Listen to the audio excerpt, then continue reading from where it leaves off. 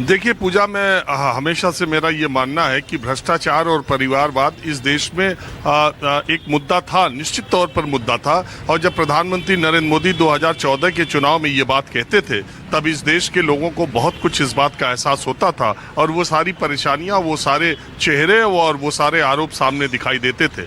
लेकिन अब 2024 में प्रधानमंत्री नरेंद्र मोदी या भारतीय जनता पार्टी ये बात करती है, तब उसके आरोप बहुत भोथरा साबित होते हैं।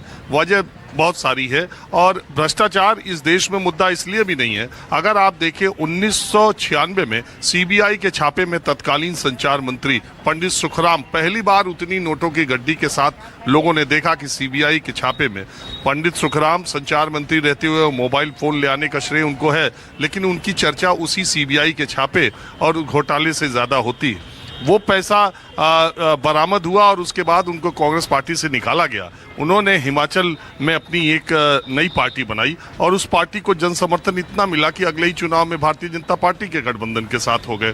फिर बाद में कांग्रेस पार्टी ने उनको, उनके परिवार के लोगों को लिया और उसके बाद फिर भारतीय जनता पार्टी में भी वो गए। दो ही पार्टियां हैं हिमाचल में, कांग्रेस और बीजेपी, और वो दोनों में बराबर समय पर कभी इधर कभी उधर होते रहे, लेकिन उनकी चुनावी जीत में कोई फर्क नहीं पड़ा। और मंडी सीट से वो इतने प्रभावी थे कि जब भी किसी को सीट की जरूरत पड़ती थी तो पंडित सुखराम, अभी कुछ सालों पहले उनका निधन हुआ।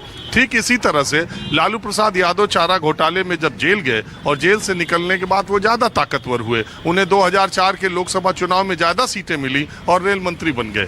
तो इसी तरह अगर आप देखें भ्रष्टाचार के आरोपों में नवीन जिंदल जो थे, अभी तक कांग्रेस पार्टी में थे, भारतीय जनता पार्टी ने सिर्फ उन्हें लिया ही नहीं बल्कि सीटिंग कैंडिडेट, अपने सीटिंग उम्मीदवार का टिकट काट के उनको टिकट दे दिया।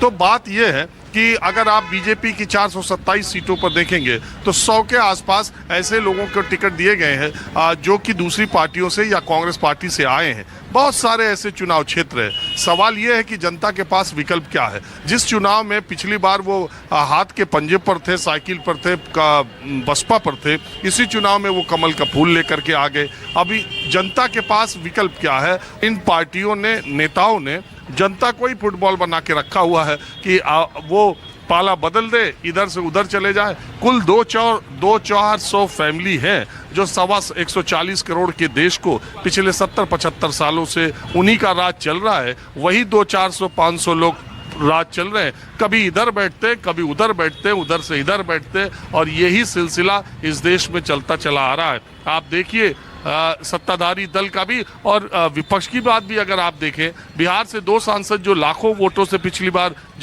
एनडीए से जीते थे, उनका टिकट काट दिया गया तो वो तुरंत के तुरंत कांग्रेस पार्टी में शामिल हो गए।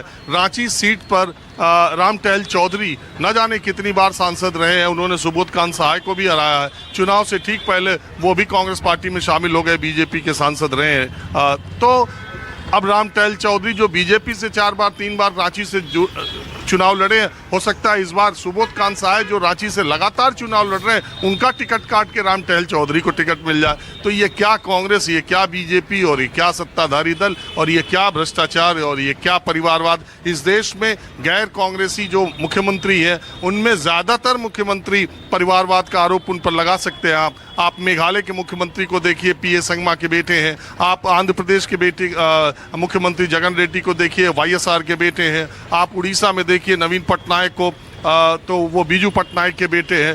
तो जनता ने उन्हें चुना है। जो जनता जिसको चुनती है वही सिकंदर है। भ्रष्टाचार और परिवारवाद के आरोप तभी तक हैं जब तक चुनावी नतीजे नहीं आते।